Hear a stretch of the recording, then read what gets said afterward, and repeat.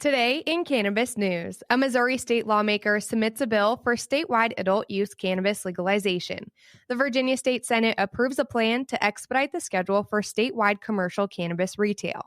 And a bill for statewide cannabis decriminalization gains traction in the Wyoming State House. It's Thursday, February 17th, and this is your Trichomes Morning Buzz. Broadcasting live from the Trichomes.com studios in Southern California. It's time for your Morning Buzz. We bring you late-breaking news that keeps you up to date with what's happening in the cannabis industry. First up, this week, Missouri State Representative Ron Hicks introduced the Cannabis Freedom Act in the State House.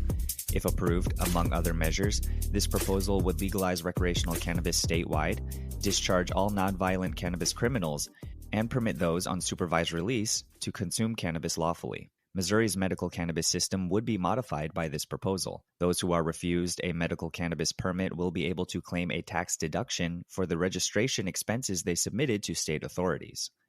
The Cannabis Freedom Act is the product of input from many different stakeholders, including members of law enforcement and those who have endured incarceration for conduct that society now deems acceptable, said Representative Hicks.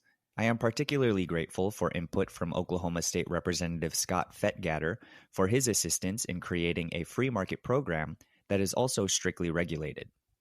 Next up, the Virginia State Senate approved a proposal this week to expedite the schedule for commercial cannabis retail, allowing current medical cannabis shops to begin selling to the wider populace in September.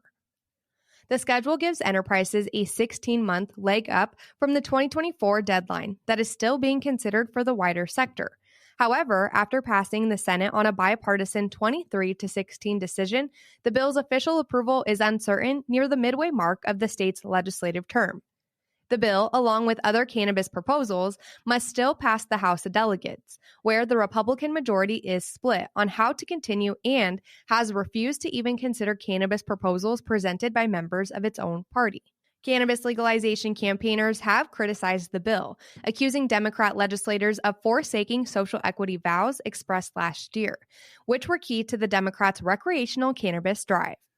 Last up, Wyoming's existing statewide misdemeanor punishment for carrying minor quantities of cannabis would be replaced with a $100 fee under a proposed bill this week that has the backing of the State House Speaker and several lawmakers.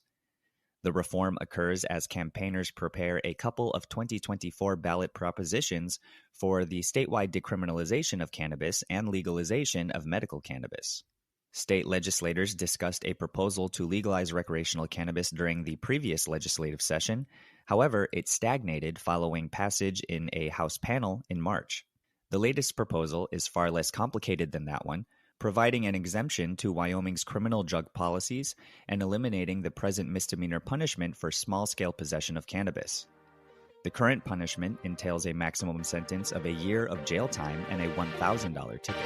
That was today's Buzz. Thanks for listening. For more cannabis news and insights from industry professionals and a place to discuss these stories and others, visit trichomes.com.